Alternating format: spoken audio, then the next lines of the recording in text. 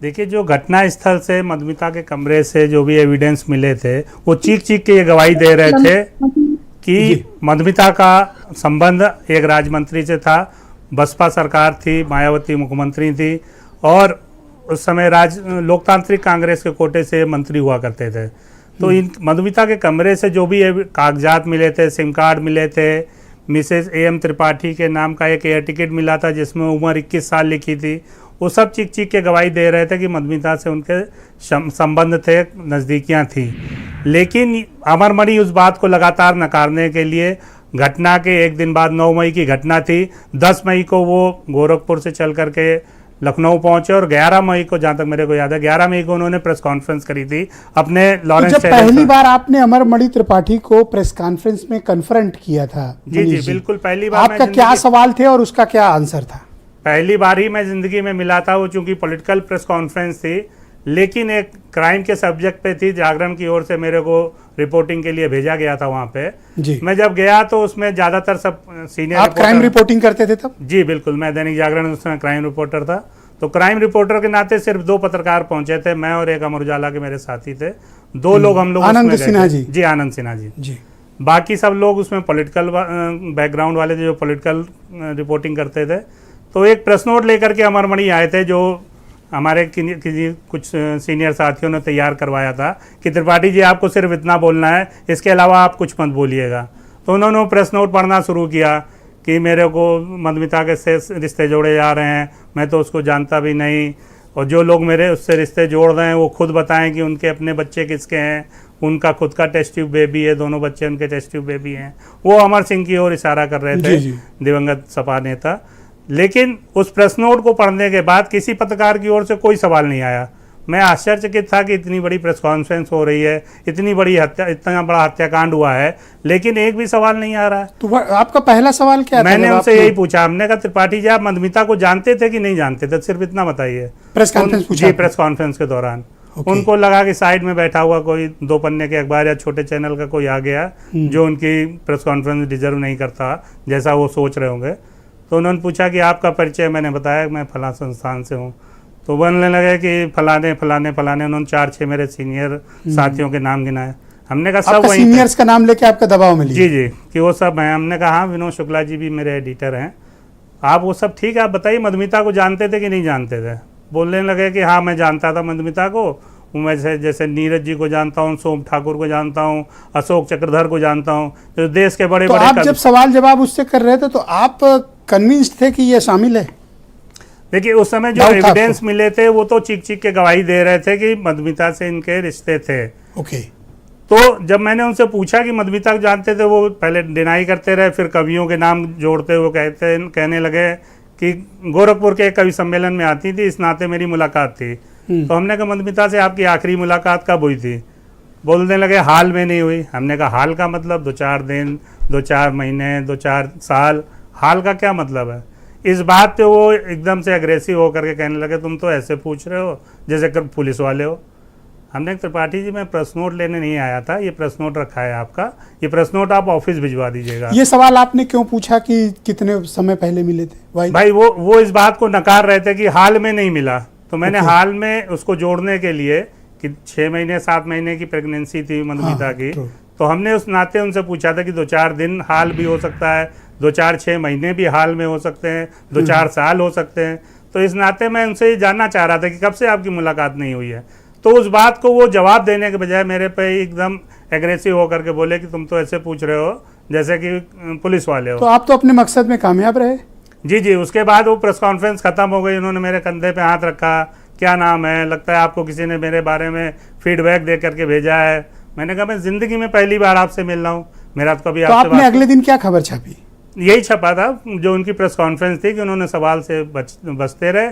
जागरण ने जब उनसे पूछा तो उन्होंने इनकार किया और उनसे रिश्ते निकाल दिए। तो सीबीआई को जाने तक आप इस केस को ट्रैक करते रहे? उसके बाद भी ट्रैक करते रहे? उसके बाद हमारे जैसे क्या शुरू हुआ फिर? 3-4 क्राइम रिपोर्ट लखनऊ के उस समय जो अलग अलग मीडिया संस्थान में थे, उन सब ने ठाना था कि इनको दिखाएंगे कि क्राइम रिपोर्टिंग होती क्या है। फिर हम लोग उस केस के पीछे लगातार जुटे रहे, लगातार लगे रहे। 4 दिन तक वो घटनाएं छपी। हालांकि देश भर का मीडिया, इलेक्ट्रॉनिक मीडिया भी उस समय उस घटना को कवर कर रहा था, लेकिन वो थोड़ा सा प्रिंट मीडिया से पीछे रहता था। तो वो जो नहीं, आप लोग जो छापते थे अगले दिन वो टीवी वाले उस पे दौड़ते जी थे। जी जी, अगले दिन वो इलेक्ट्रॉनिक मीडिया की सुर्खियों में होता था। 4 दिन ये खबरें छपी थी, चौथे 5वें दिन 17 फिर मई टीवी को। मीडिया की बाद में एंट्री हुई प्रिंट के बाद जी जी जी, इस केस में साथ ही साथ हुई थी, लेकिन वो एक दिन हम लोग से पीछे चलते थे। जो पीछे खबरें अखबार में छप जाती थी वो उसको लीड बना करके थोड़ा सा अपना जो भी उनको तड़का लगाना होता था उसको लगा करके वो पेश करते थे। तो इस इन्वेस्टिगेशन आगे कैसे बढ़ा, जब सीबीआई को मिला या जी, ड्यूरिंग? नहीं, मैं बता रहा हूँ 4 दिन 5 दिन जो हम लोग की रिपोर्टिंग रही, लखनऊ के सभी अखबारों ने उसको कवर किया। तो 5 दिन बाद जो प्रेस कॉन्फ्रेंस से 5 दिन मैं जोड़ रहा हूँ, 5 दिन बाद 17 मई को सीबीसीआईडी के आदेश दे दिए मायावती ने कि इस घटना की जांच सीबीसीआईडी करेगी। क्योंकि ये घटना सीबीसीआईडी में जाने का मतलब कि ठंडे बस्ते में जाना, करेक्ट। तो हम लोग ने भी मान लिया कि अब इसमें अमरमणि को सजा नहीं हो सकती, हम लोग की मेहनत बेकार जाएगी। लेकिन मायावती ने उसमें एक शर्त लगाई कि सीबीसीआईडी 1 महीने में जांच पूरी करके रिपोर्ट सबमिट करेगी।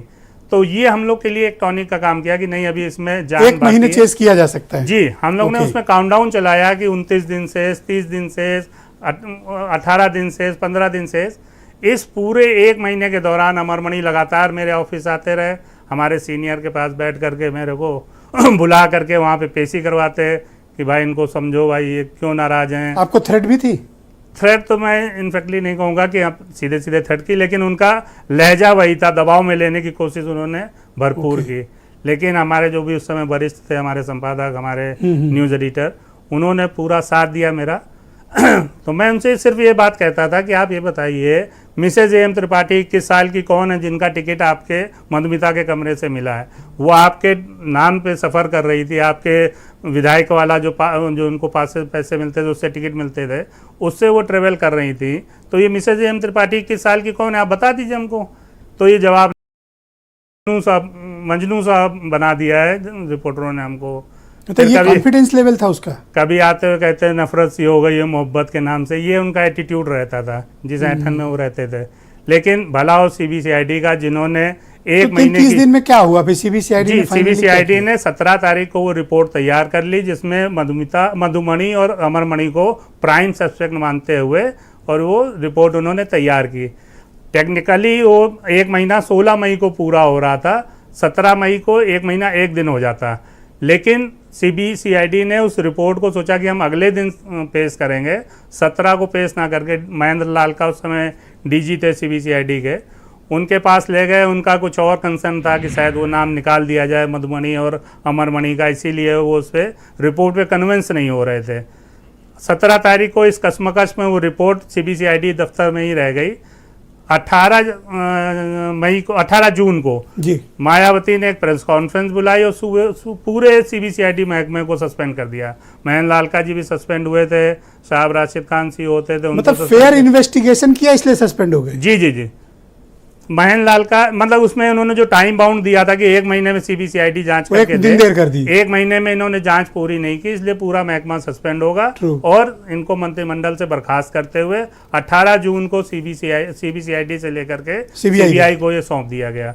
सीबीआई ने पूरे देश भर में पहली बार एक ऐसा केस था जिसमें मीडिया को अपने साथ रख करके इन्वेस्टिगेशन की थी। आमतौर पे सीबीआई और मीडिया मिलकर इन्वेस्टिगेट कर रहे थे। जी, आमतौर पे सीबीआई, मुझे नहीं लगता कि ऐसा कोई उदाहरण होगा, मेरे को ध्यान नहीं आता। ये केवल इकलौता ऐसा कांड था जिसमें वो मीडिया से फीडबैक ले रहे थे, क्योंकि पहले दिन से जो घटनाक्रम था उसके घर पे जाना, उसमें जो मोबाइल रखे हुए थे उनके सिम निकाल करके हम लोगों ने अपने मोबाइल में डाल करके वो नंबर लिए, फिर उनको चेक करवाया किसके हैं, किसके नाम पे हैं, उससे इस्टेब्लिश होता गया। फिर जैसे उसकी बॉडी को एक बार पोस्टमार्टम किया गया, लेकिन आपने प्रेगनेंसी की रिपोर्ट उसमें पूछी ही नहीं, ना उसका सैंपल निकाला। फिर वो बॉडी चली गई, अनिल अग्रवाल एसएसपी होते थे उस समय लखनऊ के, तो उनको ये जब दोबारा बताया गया कि वो प्रेग्नेंट थी और आपने उसका तो सैंपल रखा ही नहीं है, कैसे आप पुष्ट करेंगे? तो रीपोस्टमार्टम हुआ। फिर वो सीतापुर हरगांव शुगर मिल के आसपास तक वो बॉडी पहुंच गई थी। उन्होंने पूरी सिक्योरिटी के साथ उस बॉडी को फिर से लखनऊ बुलवाया, दोबारा पोस्टमार्टम हुआ, सैंपल लिया गया और उसमें डीएनए में इस्टेब्लिश हुआ। मनीष जी मेरे साथ आप जुड़े रहिएगा। ये सीबीआई के इस केस से लेके सजा और अब तक के नेक्स्ट आपको चरण में आपके बाकी विचार लूंगा। मेरे साथ सीबी पांडे साहब मौजूद हैं, फार्मर जज हैं। बहुत शुक्रिया आपका सर, बहुत धन्यवाद।